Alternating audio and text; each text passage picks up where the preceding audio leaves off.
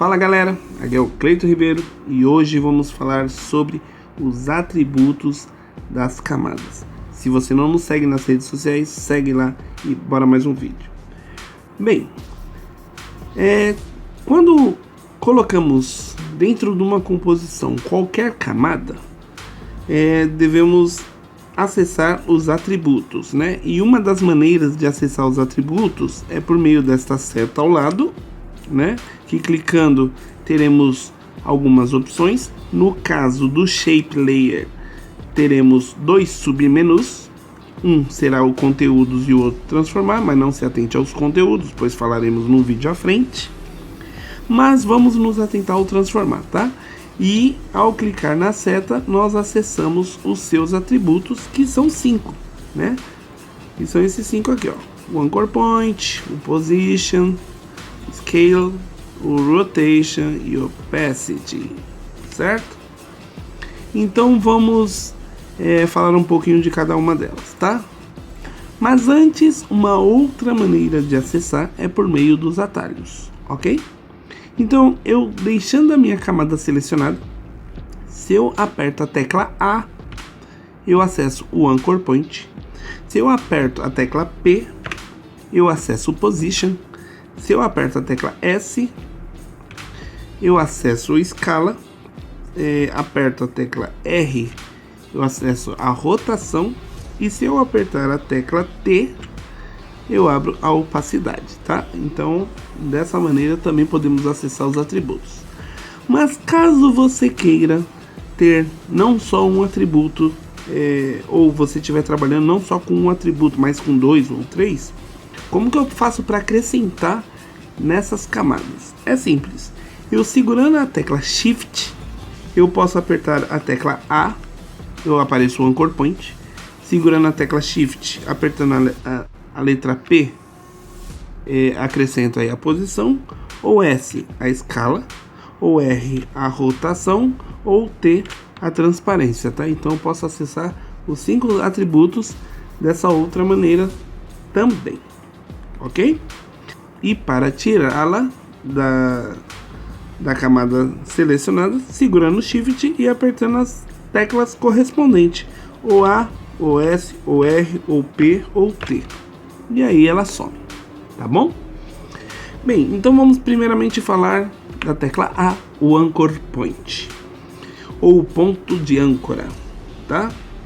Vamos entender um pouquinho. Bem, o ponto de âncora, como você pode ver aqui na nossa camada, é esta mira, a qual ela se baseia. É como se ela desse uma certa rigidez na nossa camada. Então, baseada nessa âncora aqui, ela determina a nossa animação, tá? Então, por exemplo, como o nosso ponto de âncora ela está aqui no centro da minha camada, né? Não está exatamente no centro da estrela, mas sim no centro da camada, ok? Então, por exemplo, se eu acessasse a escala, por exemplo, e eu diminuísse, você repara que ela está diminuindo de acordo com o meu ponto de âncora, tá? Então, por exemplo, se eu quisesse diminuir a minha escala baseada em outro ponto de mira, eu devo acessar por duas maneiras. Ou por meio da tecla aqui, ó, Pan Behind, ou com o atalho Y, tá? Então eu mudo a minha seta e tem lá uma pequena mira. E se eu clicar aqui no meu ponto de âncora, eu posso mudá-la para qualquer posição da minha camada ou fora da minha camada. Então dessa vez eu vou deixar aqui em cima, aqui bem aqui na ponta da estrela, para você entender.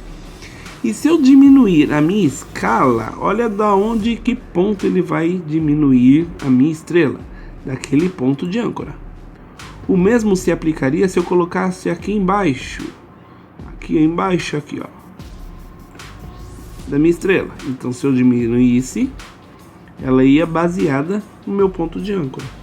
E para deixar esta mira no centro da camada, é simples, eu clico no ponto de âncora, seguro a tecla Ctrl e aí ela vai centralizar aqui no meio da camada. Ela vai criar um snap, como você pode ver, e aí ela centraliza. É importante entendermos esse ponto de âncora, porque quando criamos algum shape layer, dependendo da posição, só para vocês entenderem, ó, eu tô criando aqui uma outra estrela. Vou clicar aqui só para aumentar um pouquinho mais a estrutura dessa estrela. Você pode reparar que meu ponto de âncora, ela não está aqui na minha camada. Deixa eu só tirar aqui essa outra estrela aqui, ó, da visualização.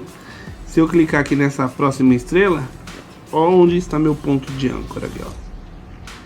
Então não é isso que eu quero. Se eu quero ela no centro, clico com o atalho Y, pego meu ponto de âncora, seguro o Ctrl e jogo aqui no meio. Bem, então o ponto de âncora é isso, tá certo? Deixa eu só deletar esse aqui, deixa eu só centrar esse outro carinha aqui. Muito bem.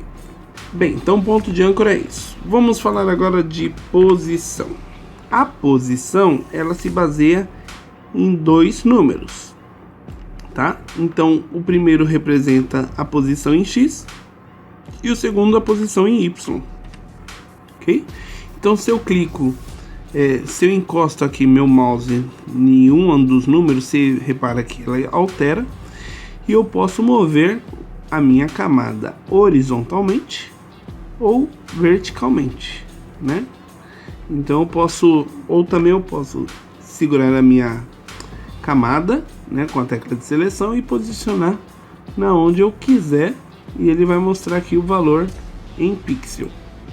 Como no caso a nossa composição é 1280 por 720, então ele vai se basear nesse pixel, né? Na posição que tiver ele marca aqui em pixel, ok? Então a posição é isso. A escala também se baseia em X ou Y, tá?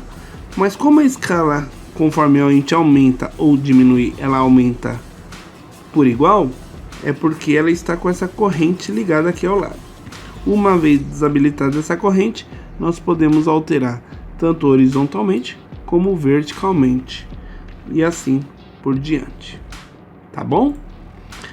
A rotação, ela também se baseia aqui em dois números, mas é um número interligado ao outro. Por exemplo, uma volta completa é 360 graus, correto? Então, a cada 360 graus, ele conta como giro. Então, aqui do lado é o número de giros e aqui ao lado seria o número do graus. Então, a cada 360 graus, ele conta um giro. Então, 360 graus, 2 giros. E assim sucessivamente, ok? Então fiquem atentos a isso também. A transparência não podemos falar tanto, porque ela somente quando está em porcentagem, 100% ela está visível, ou 0% ela não está visível, certo? Se inscreva no canal, dê o seu joinha. Se você não nos segue nas redes, segue lá, e sempre mostramos as novidades por lá também. E no próximo vídeo vamos, enfim, falar dos keyframes, ok? Um forte abraço e te espero no próximo vídeo. Tchau!